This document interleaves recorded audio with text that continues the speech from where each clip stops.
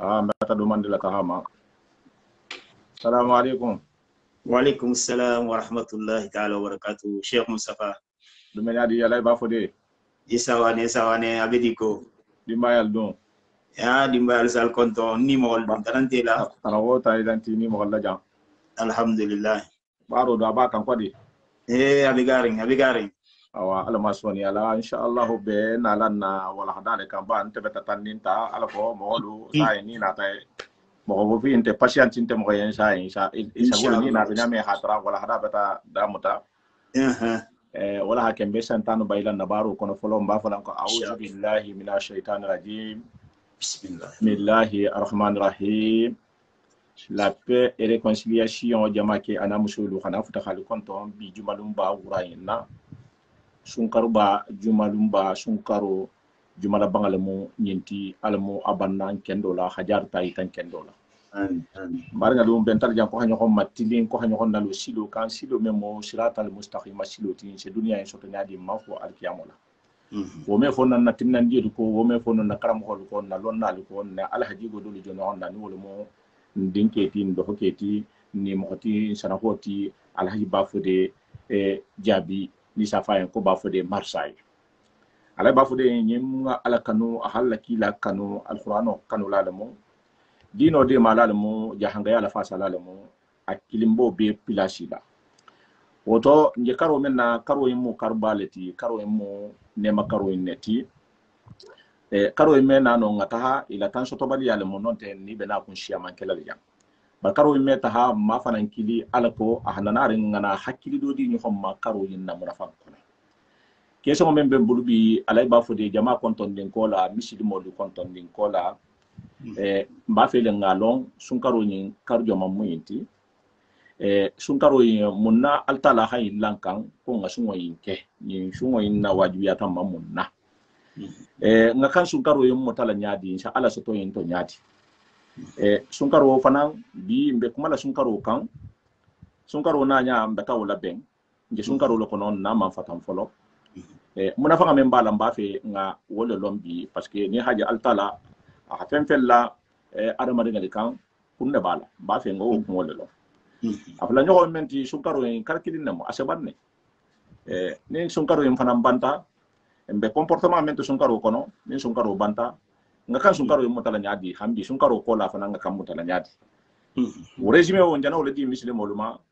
ngena la kuma kan la tambila na karamo ko lama control ko la khati fana konton ha muslimo be konton ba fala na karamo ko no mo alay ba fudeti ko bismillah أعوذ بالله من الشيطان الرجيم بسم الله الرحمن الرحيم الحمد لله والصلاة والسلام على رسول الله وعلى آله وصحبه ومن والاه رب اشرح لي صدري ويسر لي أمري واحلل عقدة من لساني يفقه قولي نعم. أما بعد السلام عليكم ورحمة الله تعالى وبركاته. وعليكم السلام. الشيخ مصطفى مبي كنتنا نعم. مبي مسلم جماعة بي كنتنا ملبنا نلبي awa na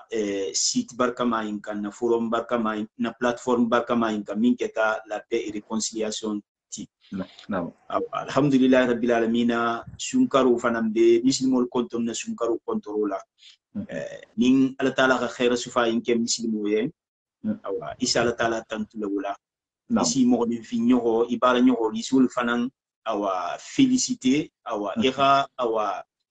souhaiter yen sunkaro inna ala wita kumin kan wala mu junubo khafaruti anu ala taala nyinwo fum besi wusoto nyaminna sunkaro yin wala min sey umbake kharziketo Allah Cheikh Mustafa kontrol ko la mislimo bila denno kontrol ko la mulla mbina la ila question ne jabi la question minna ala taala akhadama dingo da kumnema wo munti ngate ala taala batu ngalon folo khakura ha batu abat nya bila denoma khalon ko atil mu mansuti man sawunti kerim fati atil khakkan batu la fanan ala fanan ti kerim fo ati ka fu nyokon taala fula nyokon taala ala taala ahule fo nya alquran kono akuku wa ma khalaqtul jinna wal insa illa liya'budun Naam. Ako man ginno luda fenwo fen kamma. Naam. Man adamadimo fananda fenwo fanan kamma fo irante ala taala batu. Donc nimbata gita kunna na duniya imma a mission a munti nga ala taala batu. Naam. Ala taala batu ni Naam. inne folamu nin tata ala taala kan abe nyinin kala folo lema. Naam. Abe nyinin kala batu lema. Naam. Surtout fon salo fon e ala taala be nyinin kala le foloma. Naam. Wole misilmiya dino fon atunkan Naam. ni rala saha kalmatu shahadatu fokola Naam. abe de resumerin munna abe resumerin batole la. Naam. Bato o munti iqamu salat iqala taala iqsali ita uzakat iqa jakobo nin anaflo bi bulu sawmu ramadan iqa sumo fananke ikom besu karba min tote. Naam. wa hijjul bait al haram iqa taga kha maka fanan khataga hijju fananke. Naam. Donc bato a résumé mu neti fe nano nyinde mu. Naam. Kalmat shahadatu kola. Naam. Donc bato nyi ala taala mansalemu manso min kusala kul tobenna. Naam. Aka bato nyi fanan aka nono la siale ngena bato min madante aka fanan nono la siale. Naam. Bato dolu beje wolu isafo o marabu kon le ko ibada badaniya. C'est-à-dire bato min se ke fatela. Naam. Wo minti par exemple iko salu. Naam. Bibe salla Yo. fatele be bouger là. Mo bankela mala iba. Mo mangela. Naam. Ibataje. Naam. Donc ni sunta fana comme ko min ibala mu yala ifatele sa santi. Naam.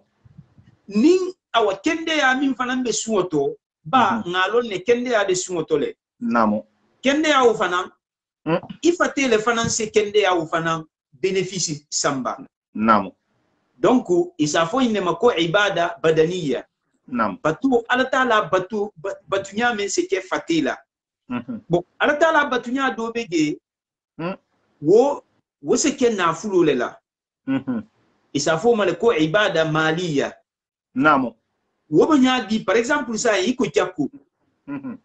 Iri le nafulo jakku bo. Naam. Ira sadaqo bo. Naam. Imbe mala batu le tiwo. Bar nafulo wala se ala taala batu assez batu c'est-à-dire à moins mu nafulo le tiya. Naam. Naam. Donc bateau do fana bege abe yin fulo be engloberine. Naam. Isa ke fatela isa ke awa nafulo fana na. Naam. Iko hijjo. Naam. Hijjo ni nafulo tibuli meta maka. Naam. Naam. A condition mu wala ti nafulo ga terebulla. Naam. Ni tata ge fana ibe mouvement milkelo nya. Naam. Fatele fana si o santi. Santi ala ha hajat kende afana tarato. Naam. Hajat kende afana tarato effectivement. Naam. Naam. Donc wo batu anu umra wol be do leto. Naam. Ibataje donc bato Kenya do le moti. Bato Kenya do fana bege. C'est-à-dire ala tala ri yamar ki ra ko ke ira action ke. C'est-à-dire action ne moti ite fo be action min ke la. Naam. Iko salo action ne mu iba min ke la. Naam. Jako action ne mu iba ke la le puisque i yamar tala ki ra ke. Naam. Ira na fulo bo ikum khadi. Naam. Hijo afotele ki ra wuli ra tahake. Naam. Ibe wulle ra tahake. Bato façon do fana bige wo mu fanto muto leti. Naam. Iko jak sumo be nyamina. Naam. Igi fanto muta. Naam. Ibi fanto muta la mu mane diana ko. Ku fu ira dine yeri fanto muta uma. Naam. Do mo le mu intiri fanto muta ma. Naam. Atodi ini la dimbaya mo la dimbaya kada yeri fanto muta u fanama. Kuma lebe kuma to igi fanto muta u lebema. Naam. Donc wo sumo be dunna o bundale kolla. Naam. Donc mbata lo sumo munti sumo mu ineti iri fanto muta do moma igi fantomta jimi oma igi fantomta ila dimba ya fanama namo anin kufu yisbe dun nanyin ko yilu kito kono namo iko kuma dolu fo min man kenyin anun habaro dolu ke min man yin ki fantomta obema sunyaro le bolo kono jeno le bolo kono effectivement mohoma kumo le bolo kono voilà akasia namo akasia nyimbe bole to namo c'est-à-dire journée kili kono khadam ta subhatumo hataka han atodi tilo raboy momin antilo raboy namo ibola wulamunna fisi fan sodu ala taala li fan sukiya ala taala la bara allah akbar namo e batanya ji donc bato kenya mu neti namo donc ala taala ila question ko la sai ila harfu kilim foje namo harfu mfana be non harfu bambanale namo iko ko ala taala me ku ke ku fo ku ngatarala namo wo ko le sabule afuta ala taala ha fan to la ko al hakim namo al hakim munti min kusam ko lu tobenna khalaku namo hikma to be manso min bulu namo c'est-à-dire ame ku wondinke fuira tra kundo le bala namo ku won to galom kunne bala namo malom ngalom kunne bala namo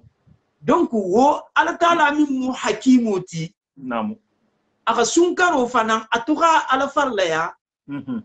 aka hikmatu dole bulage wala lonna alsafo ko al hikmatu min mashru'iyyati siyam namo ko sunkaro la wajibi ya hikmatu min ba kono c'est-à-dire ala taala hala wuli mumma kasuma nyinna wajibi yamma namo ala taala aka suwa la wajibi yamma le min ngala saha namo atodi alqur'ana aya siyam bege namo ani hadith aya siyam hadiso siyam fanan bege namo membe nyinu gitalanna hikma folo minti suwa la farla ya mumma namo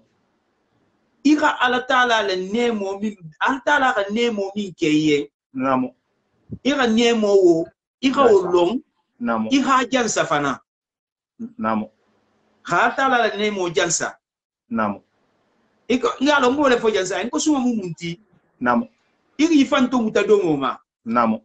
domonti nemo leti yo nema bala mdomoti nema ba wallahi surtout si la ko ge ge bana mu nema balati namo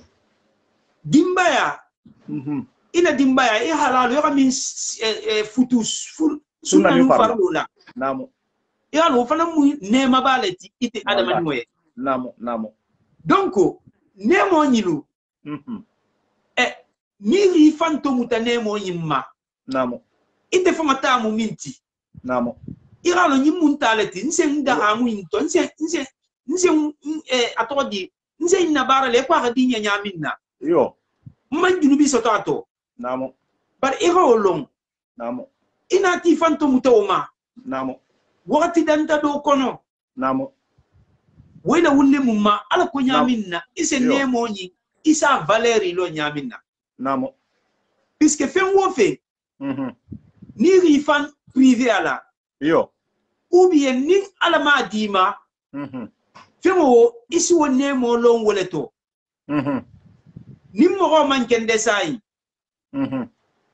mo min se kende ya valeri lo namo jangarto la kende ya valeri lo asiya kende ya kendo famati namo puisque kendo ha lo a kendo a de jigla yella ame peut-être ame valeur di kende ama exactement mais mo min man kende yo wora kende ya valeri lo ne namo ala ba fodi bulukulu wora na fulo valeri lo ne namo ni ala na fulo di do masai ase na fulo kunto tinya kenya la yo ala taala fo ma afongo namo mais mo min abalo soto ko kararan iralo wora na fulo valeri lo ne de wa halo ne namo awo donc ala taala ga nemo min keyete isa go bato ira ni fan na ton nemo yimma ala wurta mum ala ko nemo yim valeri lo namo ira ala taala jansa wukan namo ala wurta wala ma ha jansa akan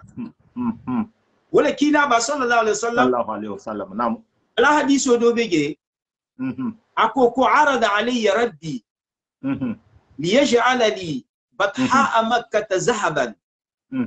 qultu la ya rabb ولكن أشبع يوما وأجوع يوما نعم فإذا جعت تضرعت إليك نعم وذكرتك وإذا شبعت شكرتك وحمدتك على تعالى كلا با صلى الله عليه وسلم صلى الله عليه وسلم على حديثه يقولون على فتام فلانية على فتام كتالن لكل نمو ni rifan privé ala ou bien ni ala ribala la isa valeri lo ngole to siamang namo bar woman ke kona bibul kifana kima valeri lo namo isa lo ne gendi bari nanti bulle wala isa a valeri lo bake namo kila ko ko ala taala gani ni proposer la ye ko maka quraish ngolu be sabatiri njaminna namo ona dugo be ala taala ga proposer ya ko nga be ke sanoti ki sago do ato kila ko kono marigo ade akoko bari hinna ga dinge kon ko ga mutalun anga domuro ke lundo ngam fatep lundo fananga na kon ko ga muta ha to si namo ako konun kon ko ga muta yo nsem dala kasi ite ala taala ma Allahu akbar nsem mira ite ala taala ma rasulullah sallallahu alaihi wasallam biske nun konko bila fiha mari gonso yo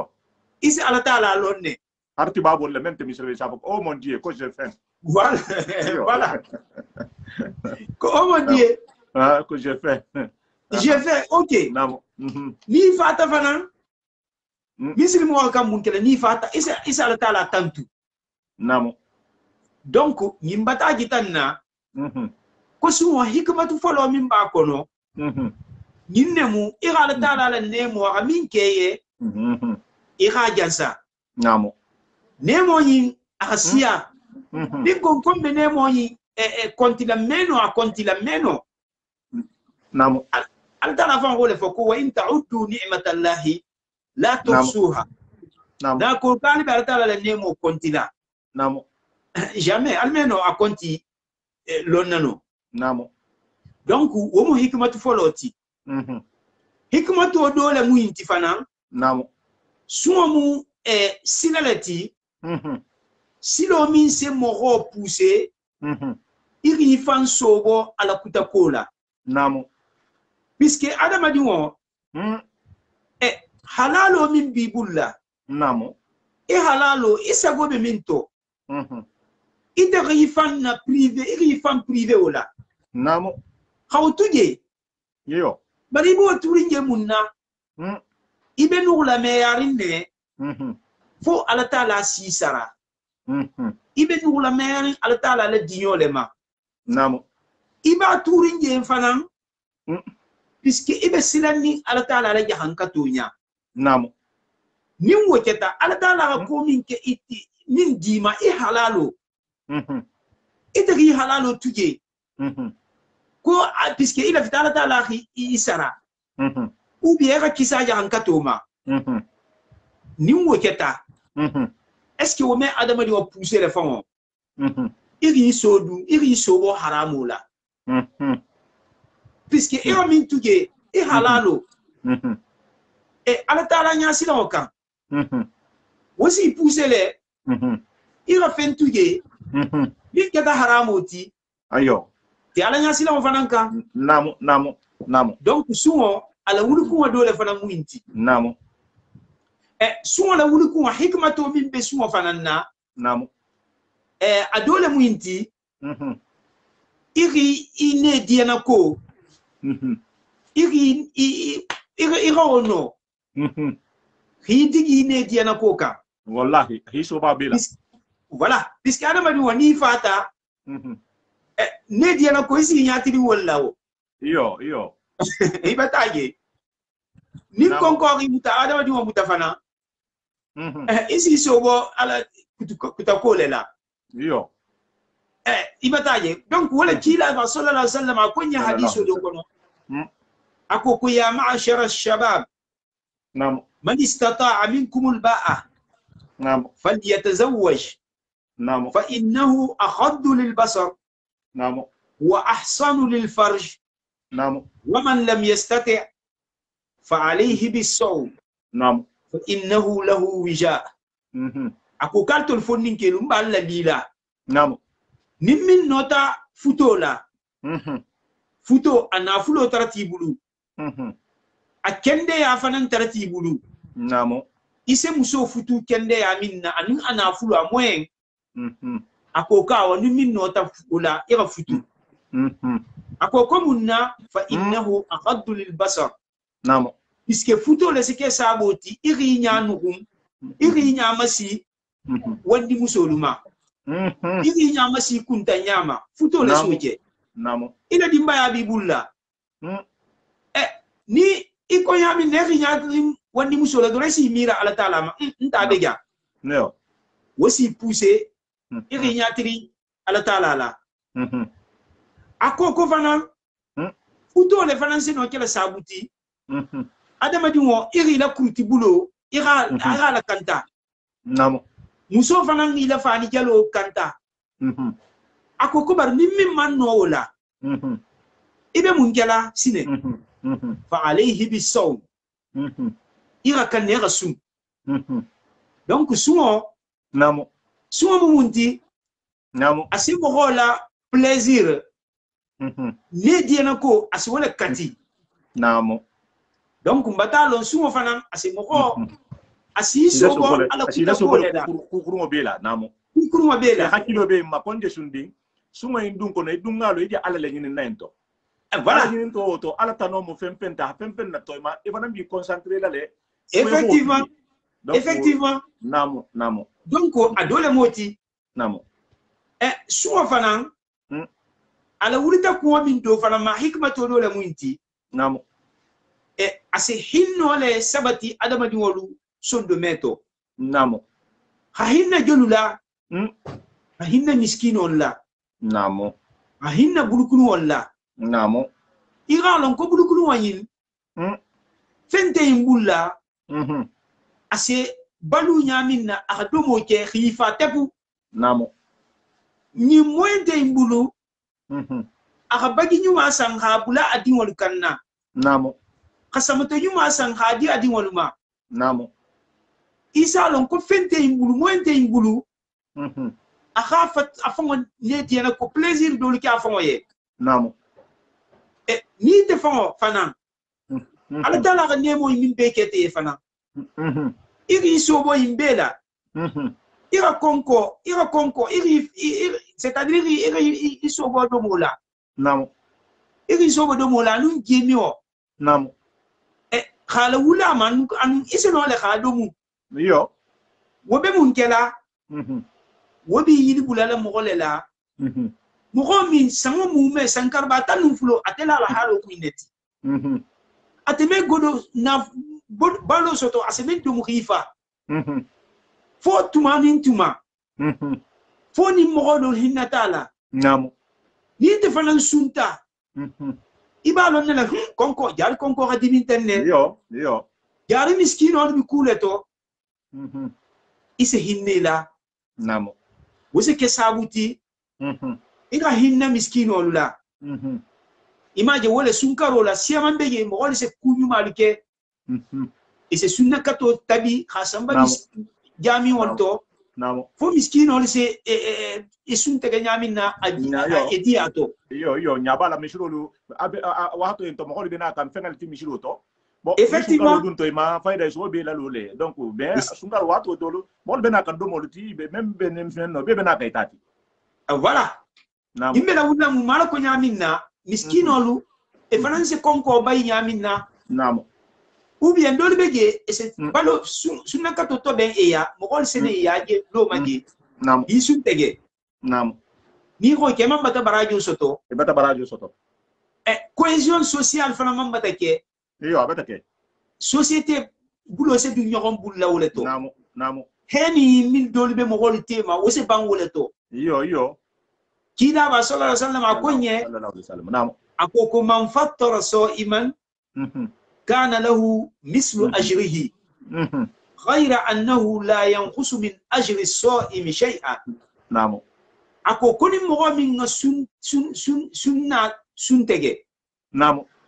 إيه كده سابوتي سن تجي. وغا سوا من كونيا. على سوا براجو إفنا بوله سطورا. الله أكبر. وما فهم بو إتلا سوا براجو أما فهم بو إتلا على سوا براجو لا. نعم. Donc yimbata jita kusuo c'est-à-dire à importance de la muinti société ma fond la socialement à cette cohésion sociale renforcer société kono namo sumo fana hikmato min do bala o do la muinti ka se shentano le bayimo ho ma shentano la ganfu namo shentano la wiswaso min bala madi ma se o la ganfu namo puisque sentano si bora adama di mo fateto le iko me yelo si bori adama di mo fateto nyaminna namo yelo bori dingira sentano fanan si bori nonne namo yimmo hadiso lati hadiso min sahata namo din adama di wado ado moje digi fatep e yelo bori bula wol fanan se la fale wol se yiri wale namo awanu wol yiri wata sentano fanan bori dingira se yiri we fateto to namo asi ko be usu ase yesa ku wol be façon beke namo parni isunta yele dirngira yilu yilu se kanyan ne ase kanyan ase kanyan ne yo sentano fana na wisi waso se kanyan namo donc yim fana be mo hikmato leti fo sentano se sobo mo wala nyaminna namo suo a hikmato do la winti fana namo ka adama di wala der sabarola iga sumo tuje rita sahoma kadomo tuje rita sahoma hamfitiro tilibi sabakono Cheikh Moussa est-ce que sabaro lentoti sabarba lentoti sabarba le moti dino nu musabaro letiwo namo nira me dino sabaro lemu namo ka sabari munkan ka sabari ala nyasi la wankan ala tala ko kuira minke ira duma wokan ka sabari hake ako kira min tuye ira sabari khiso wo fananna namo ine diena ko namo ira sabari go tuye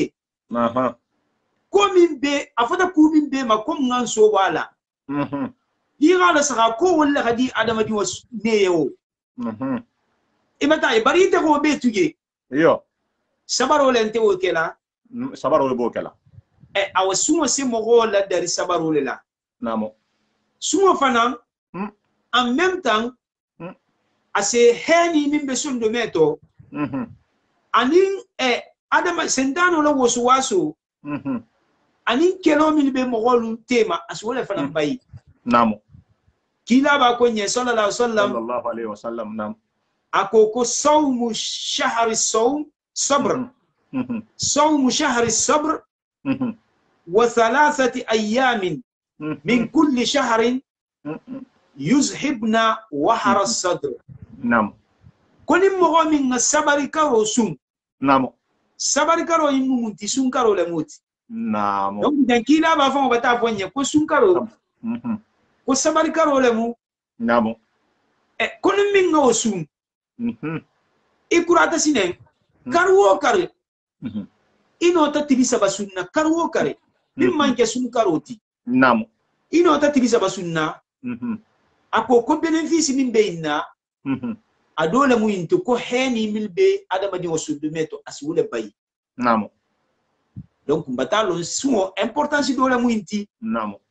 asi heni le kose adama di wasudu meto namo suo importance dole mu inti fana hikmato min do bala asi adama di wasudu me asa seniale ka préparer alabatonya khala tala adama di wo préparer fo atese son ala tala la marigiya manyaminna ko ala tala le mo marigiti namo aga ni rekoni ka telephone mo ala tala la joti namo khala tala la margi ala lo khate fanan na jonni finya ate fanan na jonya fanan ko fanan na lo namo puisque ibe kumin kela ise no akela ibe mo tuge anu ise no la kadumbu wala ka ke mo ma bwa kalama namo bari bo tulunje munna ko ba ko ala tala nya bito namo atele bi mari go ta atele bi korosila gundon tini wote namo namo ha womu adama diwo womu nela seniya baleti namo womu nela seniya baleti namo donc o sabulela atodi kila ba sallallahu alaihi wasallam namo ako ko sunna ada sumo namo membe bolate yinga dile ala taala ye namo khasiya parfenti namo puisque ni iri sobo ine diena kola namo ibe tu min kelo yeme domuro ke wose da sumo bole namo donc da sumo bi bole wonya ako ko wadi ala taala ya khasiya parfenti namo sumo fana iko ngafo nyamina c'est mogo pousser les iri fan nadari alabatola namo bar alabato nyin ise continue alabato min kan namo hanni sunkaro botala namo puisque sunkaro to adama di wose batola siya wala to souvent ala saka nse nafila salolu ke yo nse suto salolu fananke namo salatu tahajjud le moti yo atodi insal qur'ano karan namo atodi yimbemu batoleti yinse siya sunkaro tole yo awa ni yim sungo bota ala fana yo ni adama di wadarta inna ase mogo pousser le ira continuer imma halni sunkaro nte namo ise ala taala batu namo ise fongo fananke atodi ya istighfaru lasya ise istighfaru lasya ulbe mal batoleti namo suwa fana hikmato do fana bala namo wo muminti asi adama di wala volonté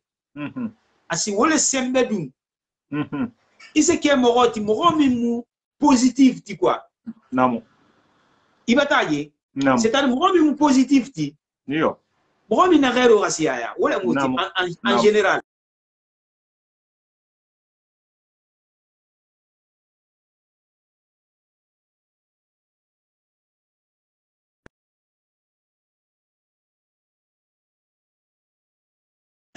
connexion malani connexion ni ma voilà namo turbila donc mogomi na la halo bonya namo wose khairu baro la siaya ase kunyu mal fananke namo ala sa anu sunkaro sita mogolu me domo to be atagati mo kutaluma namo nun sunkaro bota ala fana zakatul fitrin siwo fana mbole ibo kela munna ala ko nyamina khamogolu de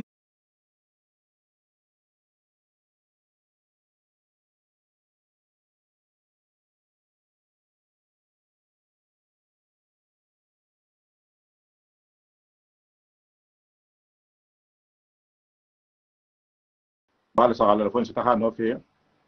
di jakatul fitr le insha Allah tak bata dara ta duman la ta mantena la mela butung wal hada anta kunto janya la butung yo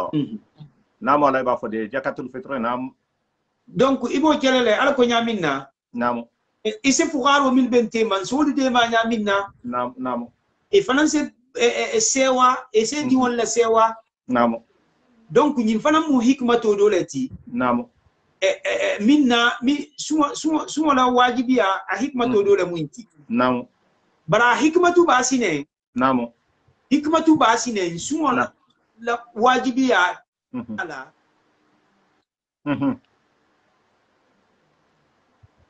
reso kana nke ke mata na hanja reso kana oke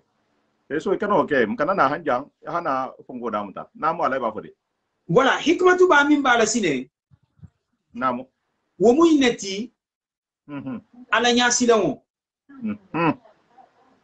namu ala nya silang adon na miro to ara ba fodi are so parce que entera jante na katije be activer ne yanta be kuntu kaya le nda yante kuntu ka ko hikbatu ba faga men bala wala mo ala nya silangati ngena la wala kan nin ngano na sa nin ta tambi no jila tak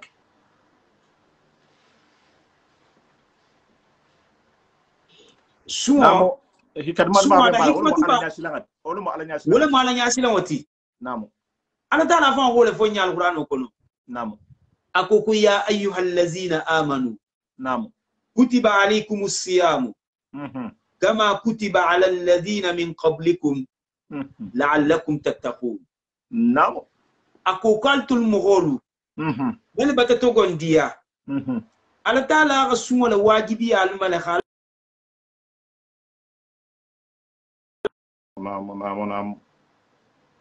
ko alinya c'est-à-dire manton kotolu bilu tambita asuma la wajibi ya parce que Dieu compte total ne la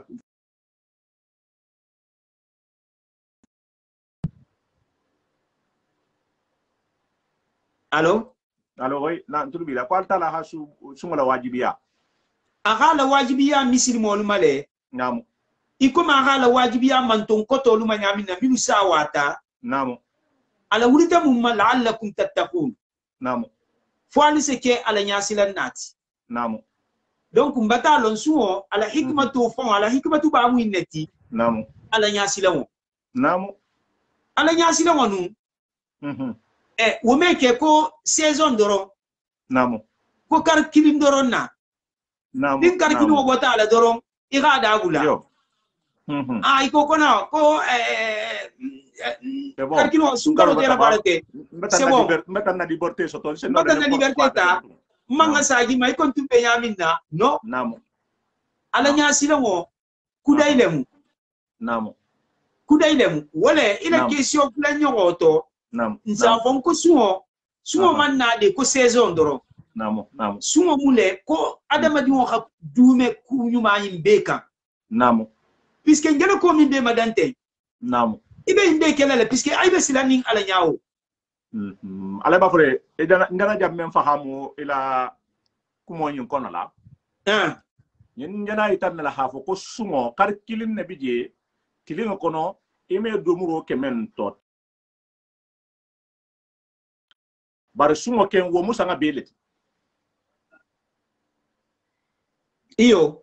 kar kilin nabi me domuro ken wato men kono mais sumo ken wo musanga mu me beleti ngana wala faham daji go yin iyo parce que ejana be madan jante nyin ken musanga mu me beleti nyi musanga mu meleti mais kar kilin en kono do ime domuro ke hata sa ho mahantilo la boyo mais a condition en musanga beleti nyi musanga beleti namu puisque ni ala sara ko nyimbe iyo namu kuembe mo ni hala sa kuembe ala ba fure bina jammen ka kuembe be ala nya sila nya la nyinina has abala kan nya jan kila wifi iyo abata fongo abala itulu be na sha musaba beta abala kan nya kila wifi le ba fenge kan namu iyo namu donc domu bali ya ken anim fanam atoko di kumi gana fo nyamina nyise ke kalkin wal doron ne kollaw yo domu bali am kalkin ngati ba sum karo kem mo sa mu me beleti akito kem musa mu me beleti namu puisque ni ala sa ngelo min be madante yimbe mo ala nyasi la wala tiwo namu ala nyasi la wala be nyina yimbe to yo donc ning ala nyasi la wala be nyina est ce que ala nyasi la wala se nyinin kalkin doron ne kono no ala nyasi no me nyinin kalkin wo doron kono namu mbata no faham hanna gatara si ala nyasi la nyansa ala siaya karo ine kono namu puisque karo ine ga fisa karo beti namu bari wo me akeken ko ala nyasi la nyabaro ko mba dan sumo doron nema sum karo doron nema namu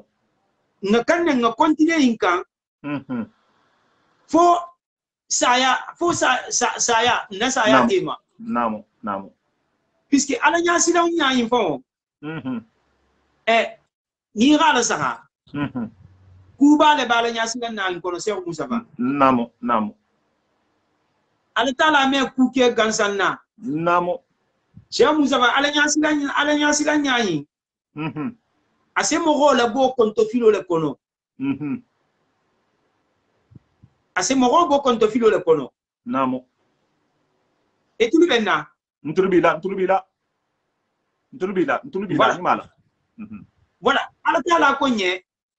akoko wa man yattaqillaha yaj'al lahu makhraja wa yarzuquhu min haythu la yahtasib kuni mo min silan tala nya ala tala se bodingira diama ala konto filo beto ibe konto filo woto ala tala se bodingira dima ase solution dima asi hazige fana tuma min ne yilin tama namo donc ala nya silan nya ala soke namo est ce que mo wala fita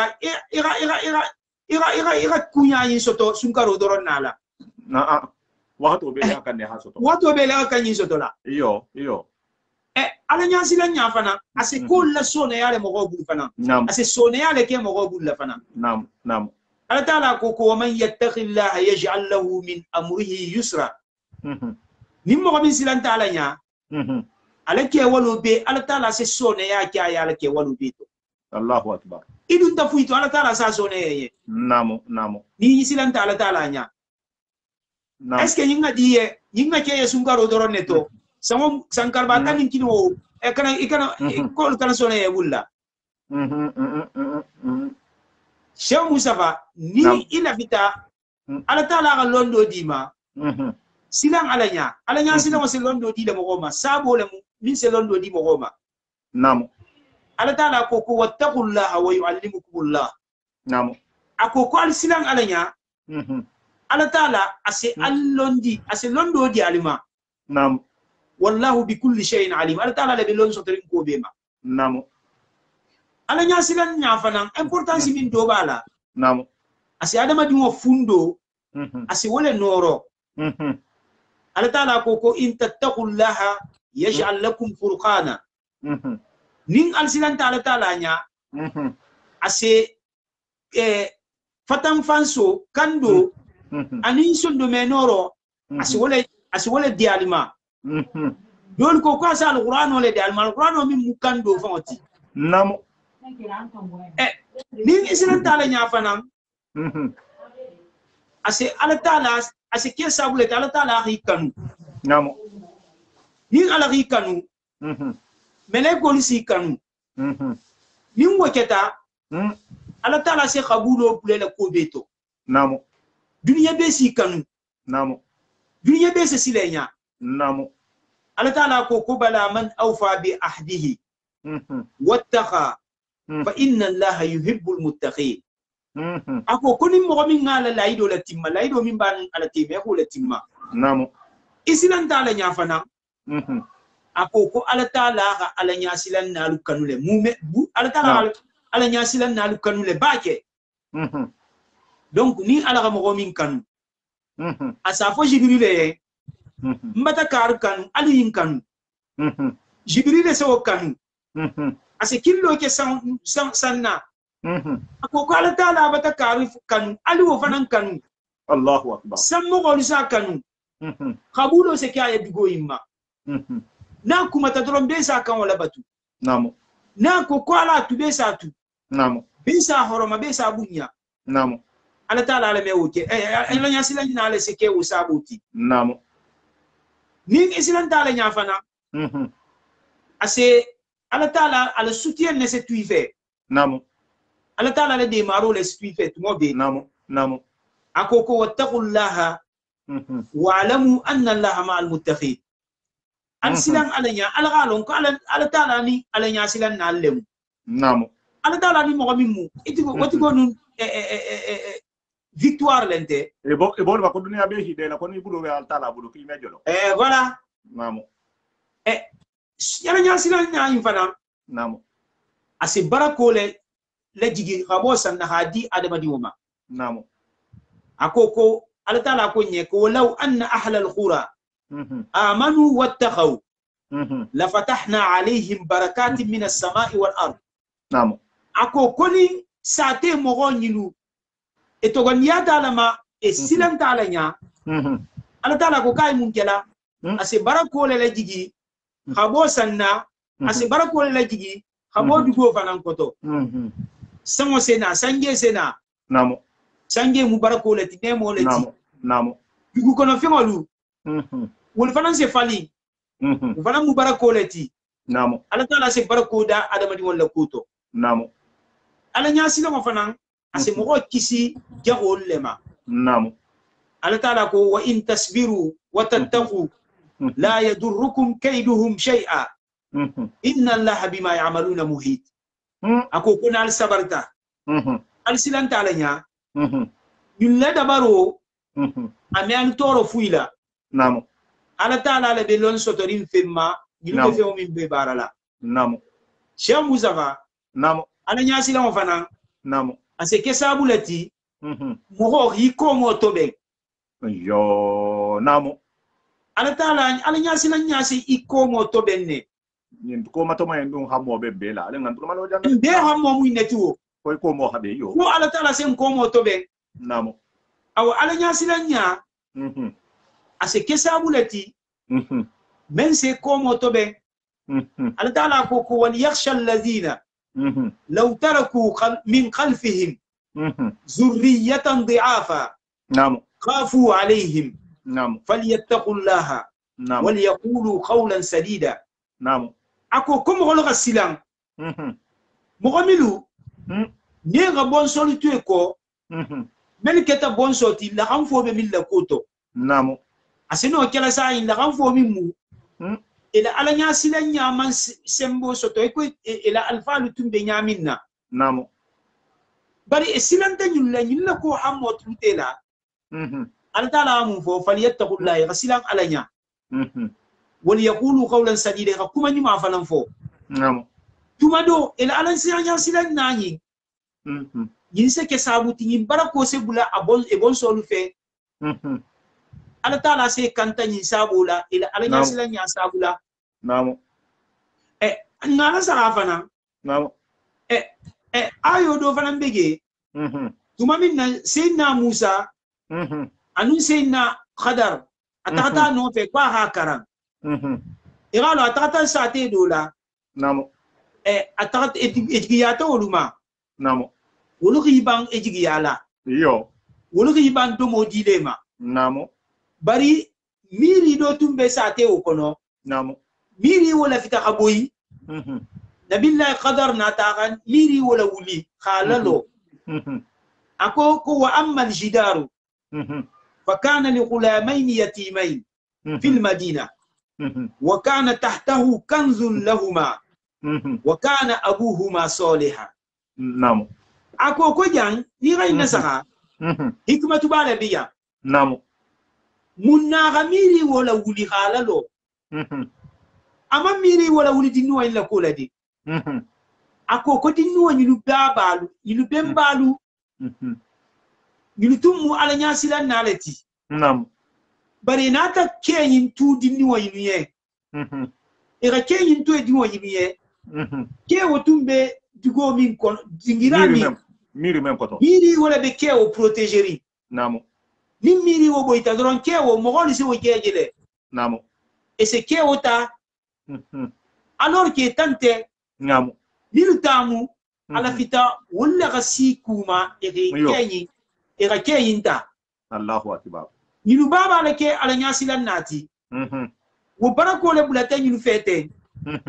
han etolu keyin ke garde tay ele keyin garde ta e bulu namo akoko wakana abuhuma soliha yindindim fulo nilu baba tu mala nyasilan naleti namo ala le jonyuma ba namo donc mogo ibe kunyuma min kele ni keta ala nyasilan nati o sino kele sabuti anemo akhairo gasi bon soluma donc nyimbe mu ala nyasila nyaleti nin ko sa en ko ngamadan namo ahajan donc en général sila kunangol ni jawi kunangol ben na sakara sunkaro beti nyaga wolo yalo nyimbe jana wulle alako ita sunkaro alako hatu dia bulla donni parce que telu hatu dia voilà beta fisalité donc mbatalo ngo sumo bela wulli ala nyasila ngole kamma nam ala nyasila ngonu saison de ala nyasila ngonu se mume belemu namo amam fo ko dun sumo na tanga silang ala nya namo din sumo botala manga sonko to ludam tamatu namo la ba fode donc cheikh Moussa ni ngani ninka namo ila question ma sino nyinne fola ala tala nyinne sone nye ya alhamdulillah ko barka ala mun shi ma ala mun ne jato kende amin parce que mbata ku shi man fahamu woyi no kono la jam mbata long sumoyi ajigita ayirata mo la dunya to tego ajigita ayirata ala nya silang wala munde silang ala nya ha ala ke kilinti parce que ala hafula ka fama be hore sultanu na karana to fo nya nde waxto yimen to ngan hakiltu betege ala mu ala lati atani femme batu anin femme basan kila mara kila lati ngo tarashido men kan wolu ke ni ha ala sahala ba fu de jana na hikmato kuma kan men tita ite fentigo ite fen sotola parce que mo be ni maya ki kan su waxto yin bar ni maya la continue fenga bi te men bulo ala ba fu de la kuma en kono mbata fa habu ja khafo ite fentigo fa la sécurité le tout à fait ibe mo huli kilinte ma fenti burula bi te le doro burula ila hinno wulula e yani fan sanne parce que mo honte na la kabe ku kedi la wulu nyala ya hasongula mo mu nyimu ite fa la sécurité de fenti godo mo me bo fa de palaje beta fa ma se de siama je jamano nyimbi har men de kirimbi ni conflit wuri te jamano lu kono même be mo fonni sireti isigi nyo holuma wulu na ma problème so jamais par men be hani arrogance la ta fanto ba ya la sa ha imi nya lo te hike mo to kulungoti asiama bi de ngiri mo wulte se ta itelle folo ya tinya tout à fait albata di ko muslime ya mo to nyalti muslime ya katalle hana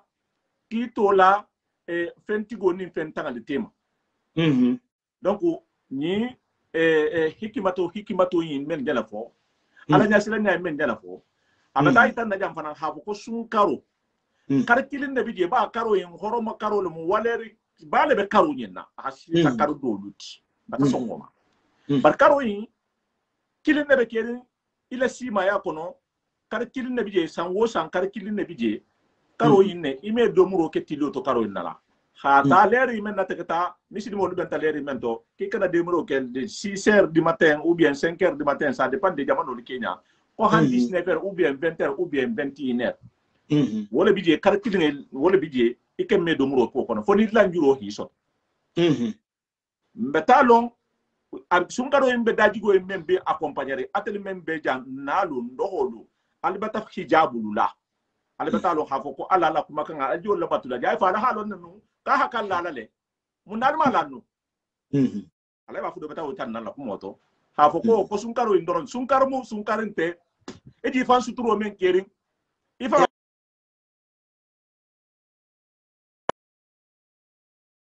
pandi ale sunyaro le bolo kono be ko hi fanto mota donc mbata muna famba soto ila kumo la alhaji ba fode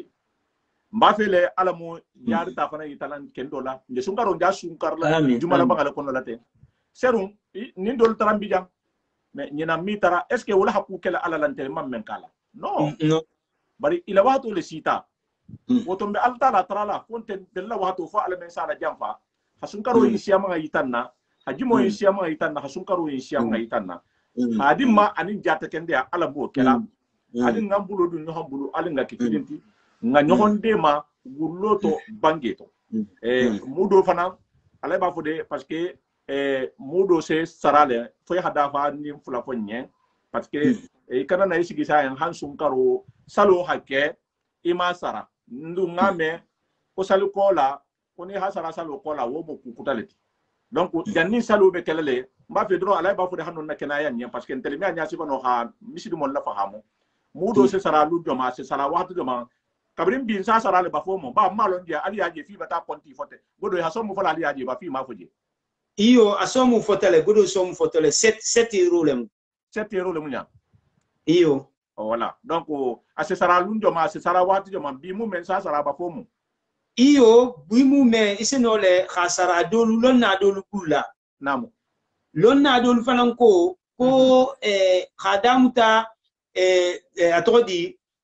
karo damuto fawo namu ko han sunkaro ga bang namu hanjal nal betala sali kenye to namu ira kan ne khasara salo ken kana ke masara salo ken man kan kele masara imbela wita lonna la ijtihadu la muimbeti puisque na tata kidala hadiso le ma afotele ko jannali betala sali kenye to albasara lo tumole namu ibataji bari wo wakato to namu société tu mam yirwo tumo namu fugarolu mogolu ga fugarolu lonne fana min be société kolla namu donc janni be tala saldula esi godo esi be era kam min bola hadi woti ko ba et tu sa di woti ko mo tumo namu bon wotumo fana et tu se nyole bo hadi balo min tumbe sate kono wotumo mogol tu se wole bo hadi hake mudoti mudoti namu bon ngajele fa hanyin trifulo mbe profiter la jang akuma ka wonyin ko namu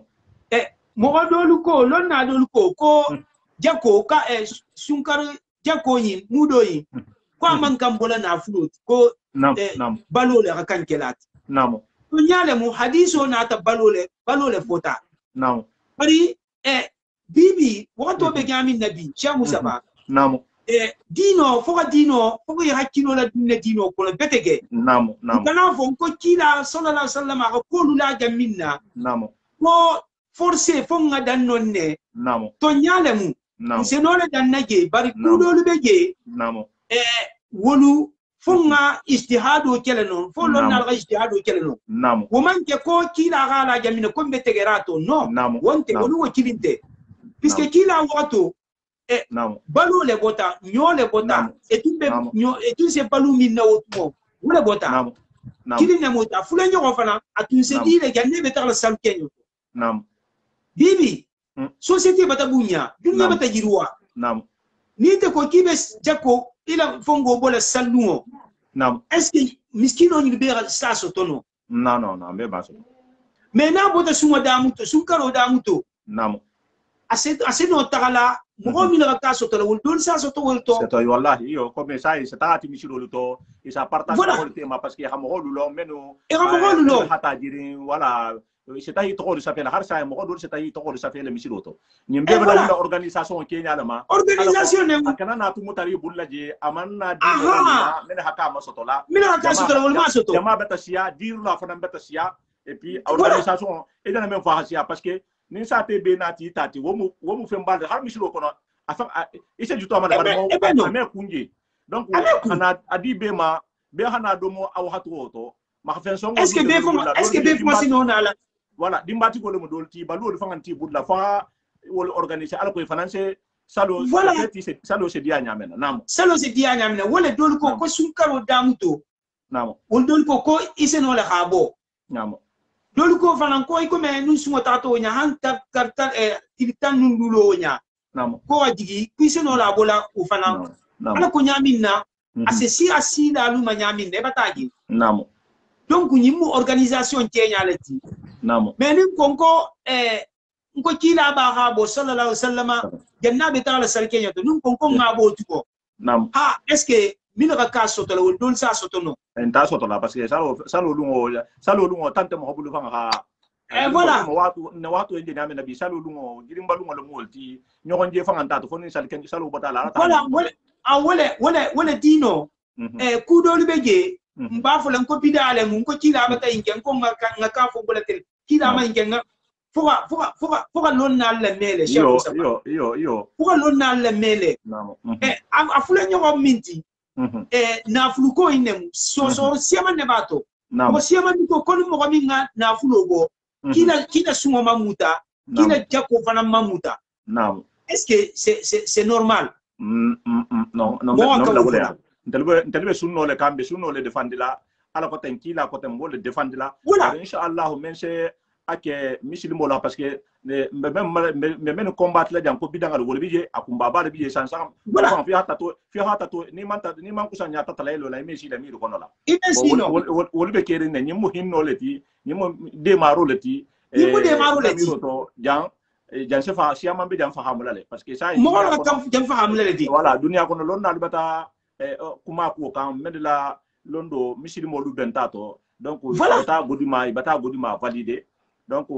wala mon téléphone mo dimbati golti parce que ntabe janne men na dimbati golul na responsabilité ben la responsabilité kono la le mba fe nga sara janne ba mbi janne na dimba ya fankili nga bebe jele nta fanga fele jam donc na miro to malon fo finance ke basiti no wonte basati wonse basati okay même me base ite min ba bola itara jam wo jan sinen isino bola no d'accord wonte basati waaw problème monte bata barakabula yen et c'est doit mission lien parce que nde sun karo leto aji maraba ngala fana moten ibana wal hada kendo endi mo holuma na miro to masola fonni sire akono ni duwa tan nyanjang asike nyen duwa jaboti do bi je jangaro le bila do bi je ni la dimba ya dum do bi je dingal la ko problème le mo do bi je hasia bare ala la habbe la adresse lo ala la habbe lo même bebe na sa ala jambe duwa la lien ala ha partager me duwa la lien si maila me duwa la jati kende ala mba fola ustadien ko bismillah hadwanye après nga wala hada so jang ala barka namo yo Cheikh Mustafa mbati la harfu me abata dianye dunia ko be konto di alamu nam konto di adole mwinti nga duwa nyogonye fana nam malon ala taala ase minna duwa jabi namo malon fana ase duwa jabi wakati min fana namo me juma nu wala tembi anu afotale ko wato do be juma kono namo ko ni mogo duwa to tubo oni ewa duwa wato benta awo wato ba ala taala asila duwa jabi en plus fana be sunkar bale fana kono toy sunkar o ko be mu ku baleti namo mba jumala ba wala fana to ten namo donc ni ngay xaragare wati din soto into xaragare namo duwa nyogo nye wo mu khayra bati wallahi donc am batam bulolo mari gonya mbari ko batam bulolo aye namo atela gam be la konto filolo namo atela gam hammolu lo namo hamme wo hamme na benna namo ala taala mari go ihanna hammo injara amma min allah ya konto filina benna nam ihanna konto filo bomma amma min allah jangar konto filo lube milma milu mankende ihawlu jara amin milu kendo mu ihawlu kende amakafu amin allah ya dinku konto filo milma ga jido ti wolma amma min allah ya dimba ya konto filo milma ihawlu ne la dimba ya temo tobe amin allah ya rabbi amin allah ya mil ante mil bulu iho dimba ya nyuma di wol fanamma amin allah ya rabbi na fuluku konto filo milma iho na fulo di wolma amin allah ya rabbi amin allah ya londi konto filo milma olum bele ala mu londo di dan be mamari amin allah ya rabbi allah ya rabbi allah ya hammolu be siari meno nyimbe madanna amin wallahi mari go itala hammolu lo nam itala konto filo lo namo iganna konto filo go iganna hammolu jara namo sunkaro nyin iganna barolu igabe mutanye amma min allah ya nga bato miluke nga suwa miluke nga alquran karawa miluke amin nga jako mil fanambola igabe mutanye amma min allah ya be futundo miluke la nga junubo min be fananke igabe khafarinye amma min allah ya na sawantelu iga jabe me har ke takallanke de ma amin amin allah ya iga bada be lo sono yeye amin amin iga awa arjanna kallanke de ma amin allah ya rabbi gelmi fanambe koma iga jate kende ya kenye amin amin allah ya sima ya ba kono ani hamme jaru ni hajaru amin allahumma amin amina ay ko barka ala mu jido sabatar nga dila ntel bema itema ma ala mu jido sabatar nga dila ma ala mu jido sabatar nga dila ni ma ala mu khairat kedi ala mu sima yala ala mu jato kende ala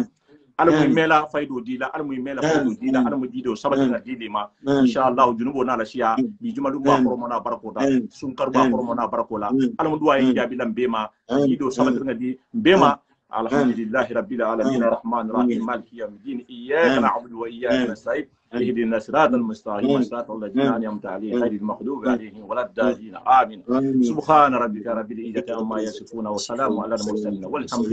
لله رب العالمين جزاكم الله خيرا وبركه